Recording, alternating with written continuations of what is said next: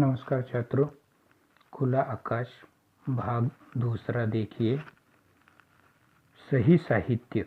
सही और संपूर्ण साहित्य वह है जिसे हम दोनों आँखों से देखते हैं, सिर्फ बाई या सिर्फ दाई आँख से नहीं। यहाँ पर लेखक कुंवर नारायण जी ने साहित्य की परख की है, पहचान बताई है।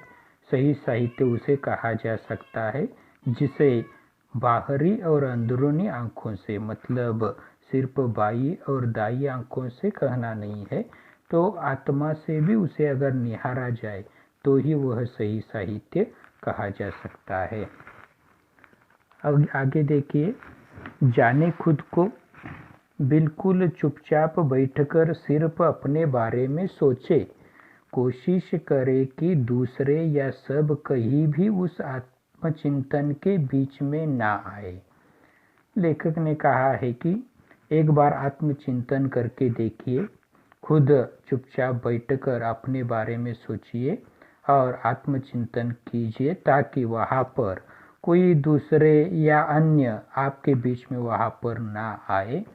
इससे दो फायदे होंगे।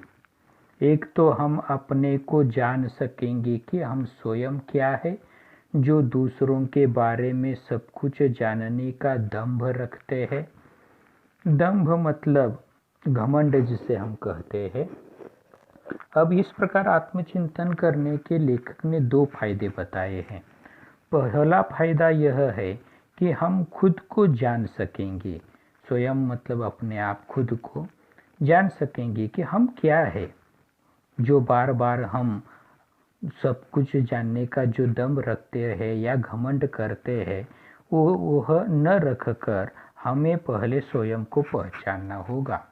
और दूसरा फायदा देखिए, दूसरे हमारे उस हस्तक्षेप से दूसरों की रक्षा होगी, जिसके प्रतिक्षण मौजूद रहते वे अपने बारे में न तो संतुलित ढंग से सोच पाते हैं न सक्रिय हो पाते हैं।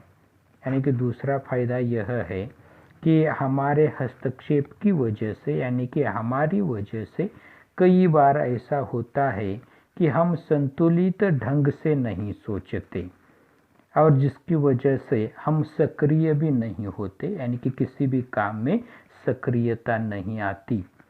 दूसरों की सोच समझ में भी उतना ही भरोसा रखें जिनमें हमें अपनी सोच समझ में है। यानी कि जितना हम अपने आप पर भरोसा करते हैं, अपनी सोच पर जितना हमें भरोसा होता है, उतना ही भरोसा अन्य लोगों पर भी हमारा होना चाहिए।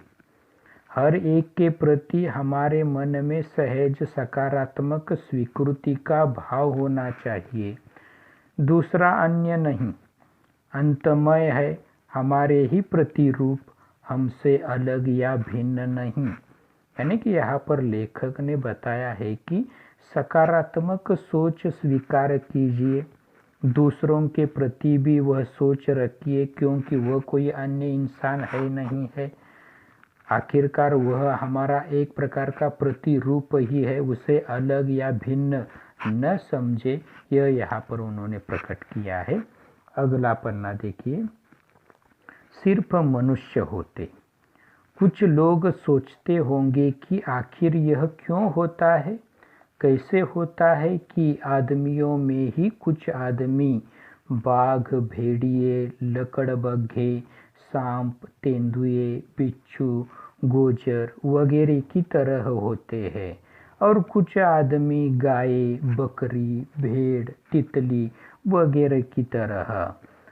कहने का मतलब यह है कि मनुष्य को मनुष्य होना चाहिए। सिर्फ इसलिए शीर्षक दिया है सिर्फ मनुष्य होते, क्योंकि कभी कभार हमें ऐसा समाज में दिखाई देता है कि लोगों के मन में तरह तरह की वृत्तियाँ हैं, उनके स्वभाव भिन्न भिन्न है। कुछ लोग ऐसे होते हैं कि जैसे कि जंगली जानवर जो होते हैं, जिसमें बाघ, भेड़िए, लकड़बग्घे, सांप, तेंदुए, बिच्छू, गोजर मतलब एक प्रकार का विषैला कीड़ा जिसे हम कहते हैं, कनखजूरा जिसका नाम है। अब ऐसी वृत्ति के लोग हमें समाज में दिखाई देते हैं। तो कुछ लोग ऐसे भी होते हैं जिनकी वृत्तियाँ कोमल गाय की तरह होती है, गाय, बकरी, भेड़, तितली की तरह उनका स्वभाव दिखाई देता है। यानी कि ऐसी वृत्तियों के लोग हमें समाज में देखने को मिलते हैं। ऐसा क्यों नहीं होता कि जिस तरह सारे बाघ केवल बाघ होते हैं और कुछ नहीं, या जैसे सारी गायें केवल गायें होती है और कुछ नहीं, उसी तरह सारे मनुष्य केवल मनुष्य होते और कुछ नहीं। लेखक ने अपनी भावना को प्रकट किया है यहाँ पर। लेखक का कहना है कि जैसे जंगली जानवर ही होते हैं, उनका स्वभाव विशेष होता है। जैसे कि बाघ केवल बाघ होता है, उसी प्रकार गाय केवल गाय होती है। यानी कि यह सारे प्राणी अपने स्वभाव को, जन्मजात स्वभाव को कभी नहीं छोड़ते। तो मनुष्य को भी मनुष्य होना चाहिए। लेखक की दृष्टि से मानव को मानव बनकर ही जीना चाहिए। आगे देखिए, लुका छिपाकर जीना। मुझे जीवन को सहज और खुले ढंग से जीना पसंद है। चीज़ों को लुका छिपाकर, बातों और व्यवहार को रचा बसाकर जीना सख्त नापसंद है। लेखक अपने स्वभाव को खुला बनाकर जीना चाहते हैं, खुले ढंग से जीना चाहते हैं। उन्हें इस प्रकार लुका छिपाकर जीना बिल्कुल पसंद नहीं है, इसलिए उन्होंने उसे सख्त नापसंद किया है। वह चारित्रिक बेईमानी है जिसे हम व्यवहार कुशलता का नाम देते हैं। यानी कि लेखक का कहना है कि इस प्रकार लुका छिपाकर जीना एक प्रकार की चारित्रिक बेईमानी लेखक ने उसे कहा है। लेकिन समाज में हम देखते हैं कि ऐसे व्यक्तियों को व्यवहार कुशलता का नाम दिया गया है या उन्हें व्यवहार कुशल माना जाता है, लेकिन लेखक की दृष्टि से यह गलत है। इसके पीछे आत्मविश्वास की कमी झलकती है कि कहीं लोग हमारी असलियत को न जान जाए।